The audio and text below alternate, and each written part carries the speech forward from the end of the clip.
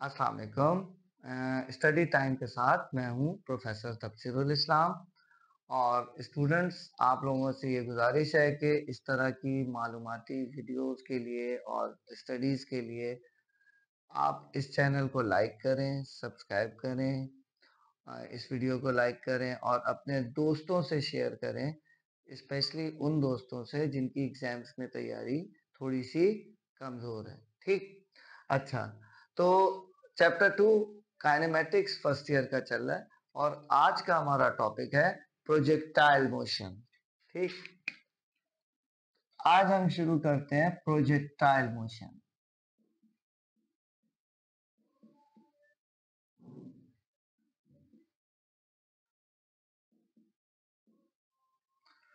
सबसे पहले तो आपको ये पता होना चाहिए स्टूडेंट्स के प्रोजेक्टाइल मोशन है क्या। देखिए, प्रोजेक्टाइल मोशन में जब हम किसी ऑब्जेक्ट को ऐसे एंगल पे फेंकें, सही है, कि वो टू डायमेंशनल मोशन बनाते हुए under the action of gravity पहले ऊपर जाए और फिर नीचे आए, तो ऐसी मोशन को हम कहते हैं प्रोजेक्टाइल मोशन।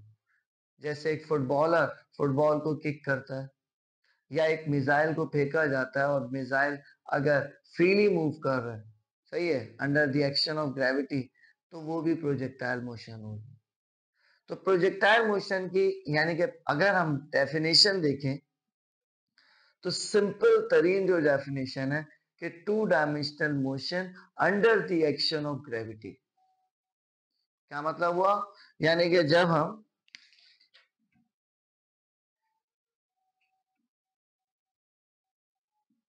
किसी ऑब्जेक्ट को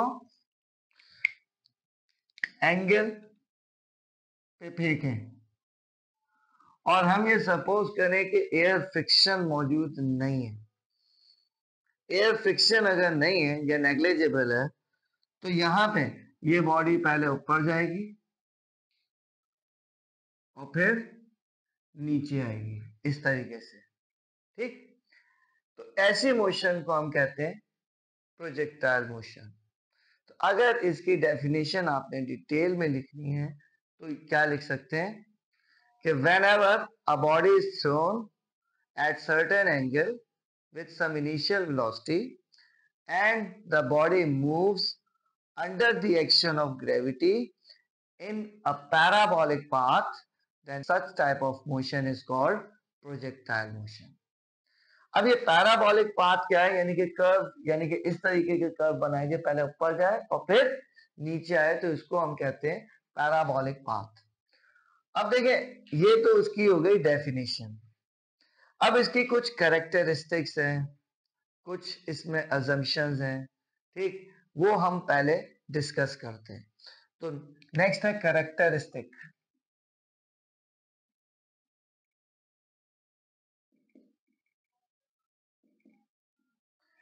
देखिए, पहली कैरेक्टरिस्टिक ये है कि इनिशियल वेलोसिटी जो भी हो, जिसको हम यहाँ पे v नॉट से रिप्रेजेंट कर रहे हैं, तो इनिशियल वेलोसिटी एक एंगल थीटा पे फेंकी जाएगी। तो वेलोसिटी एक वेक्टर क्वांटिटी है, तो इसकी दो कंपोनेंट्स होंगे इस वेलोसिटी के।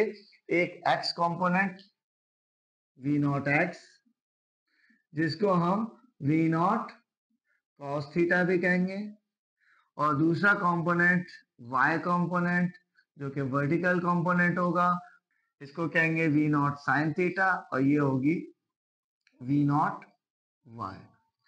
तो पहला पॉइंट कैरेक्टरिस्टिक्स में क्या हो जाएगा कि initial velocity has two components.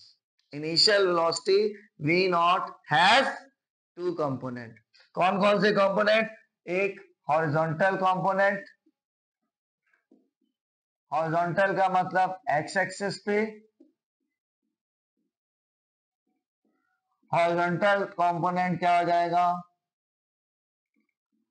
v not x, यानी कि v नॉट cos थीटा। दूसरा है वर्टिकल कंपोनेंट,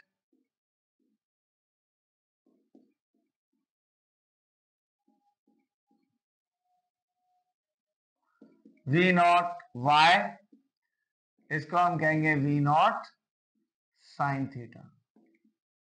ठीक है जी। तो सबसे पहले कैरेक्टरिस्टिक में ये हो गया कि initial velocity has two components. अब सेकंड देखिए, अब हमने कहा कि एयर फ्रिक्शन को हम निगलेक्ट कर देंगे, वो हम बाद में एजम्पशन में लिख लेंगे।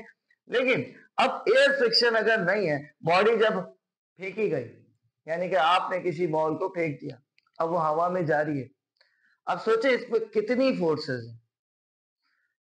क्या हमारी फोर्स है? नो। हमारी फोर्स जब तक होती है जब तक हमारे हाथ में बॉल है। जब हमने एक बार बॉल को फेंक दिया, अब ना हम उसको रोक सकते हैं, ना उसकी डायरेक्शन चेंज कर सकते हैं। तो पहली बात तो ये हो जाए कि हमारी फोर्स का उससे कोई ताल्लुक नहीं है। तो इट मींस बॉडी, अब हमारी फोर्स नहीं है, वेट है, लाजमी सी बात है, वेट मौजूद है और वेट की डायरेक्शन होती है वर्टिकली डाउनवर्ड। तो इसका क्या मतलब है कि there is only one force on the body during projectile motion, that is called weight. तो second characteristic क्या हो जाएगी? There is only one force on the body which is vertically downward and it is equals to weight of the object. अब हमने कहा कि दो weight vertically downward है, तो horizontal डायरेक्शन में कोई फोर्स है? हॉरिजॉन्टल में कोई फोर्स एग्जिस्ट नहीं करती, क्योंकि हॉरिजॉन्टल में अगर कोई फोर्स हो सकती है तो वो एयर फ्रिक्शन हो सकती है, जिसको हमने पहले ही निगलेक्ट कर दिया है। तो it means there is no force along horizontal. और स्टूडेंट्स एक बात याद रखिएगा कि जब फोर्स नहीं होगी, तो हमने न्यूटन सेकंड लॉ पढ़ा हुआ है F is equals to M, जब फोर्स नहीं होगी तो एक्सेलरेशन नहीं होगा, और जब एक्सेलरेशन नहीं होता तो वेलोसिटी क्या होती है? कांस्टेंट होती है। तो सेकंड में हम लिखेंगे the horizontal component of velocity will remain constant during projectile motion. सही है, the horizontal component of velocity will remain constant during projectile motion. यानी कि अगर मैं कहूं कि initial v not x v not cos theta है, तो फाइनल वेलोसिटी भी v नॉट cos थीटा होगा। और इसको हम कह सकते हैं कि देखें v नॉट एक्स का तो मतलब है कि इनिशियल वेलोसिटी, और v एक्स का मतलब है किसी भी पॉइंट पे कौन सी वेलोसिटी?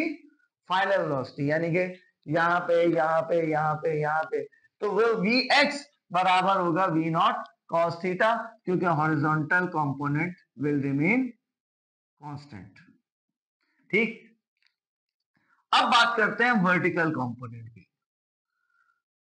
हमने कहा फोर्स जो है वो वर्टिकली डाउनवर्ड है।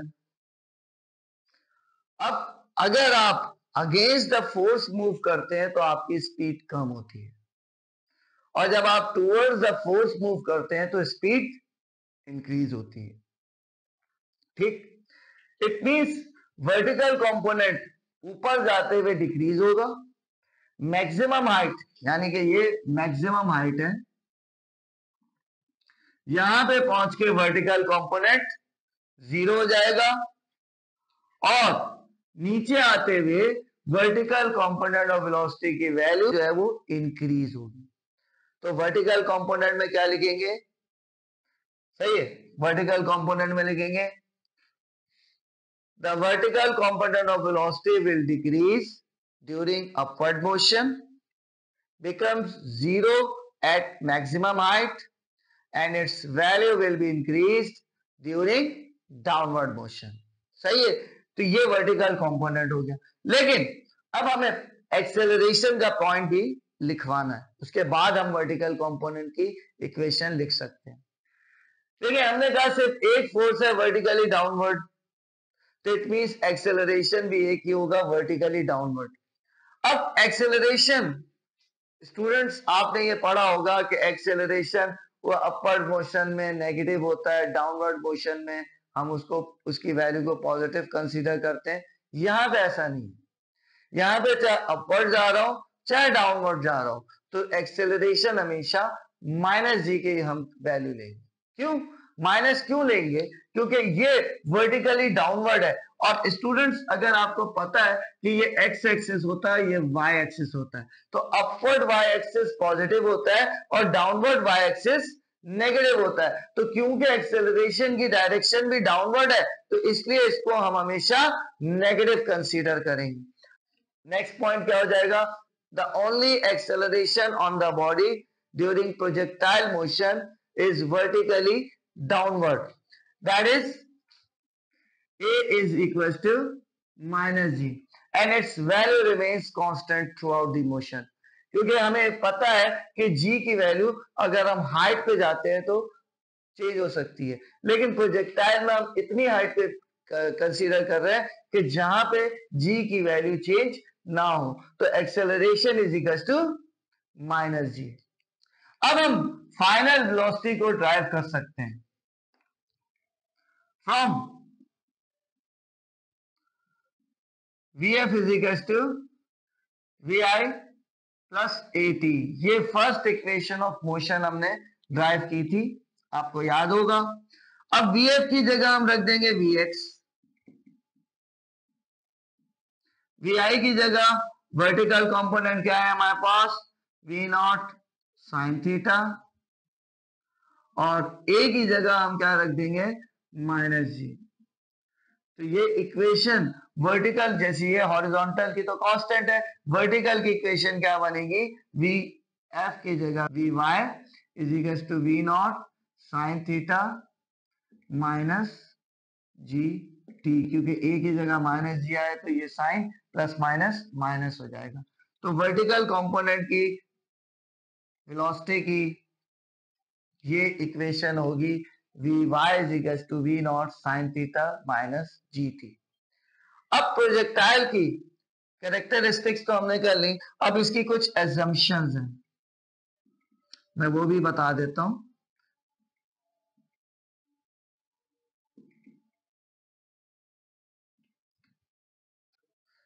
अजम्पशंस, अब अजम्पशंस प्रोजेक्टाइल की क्या है? एक तो मैंने आपको अभी डिस्कस की भी थी कि पहली अजम्पशन ये है कि air friction is negligible. Air friction negligible है, यानी कि आपने एयर फ्रिक्शन, वरना एयर अगर चल रही है तो किस तरफ चल रही है? यूं चल रही है, यूं चल रही है, हवा तो कहीं भी चल सकती है। तो इसलिए हम पहली चीज तो ये कहते हैं कि एयर फ्रिक्शन को निग्लेक्ट कर देते हैं।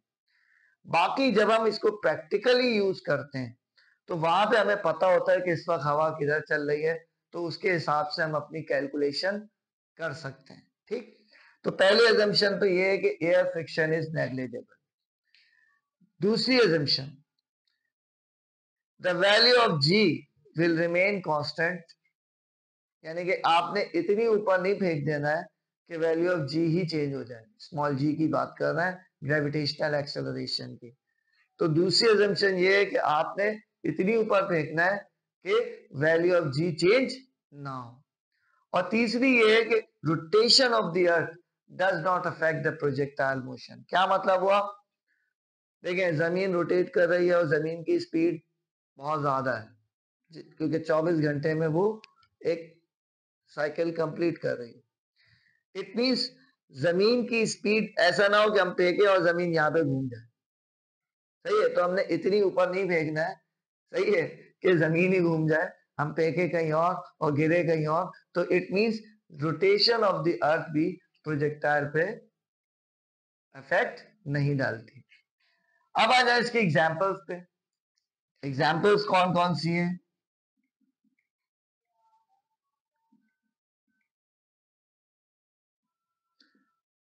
देन हमने अभी लेक्चर के स्टार्ट में कहा था कि प्रोजेक्टाइल पे कोई फोर्स नहीं होती सिवाय ग्रेविटी के, सिर्फ मतलब वेट के।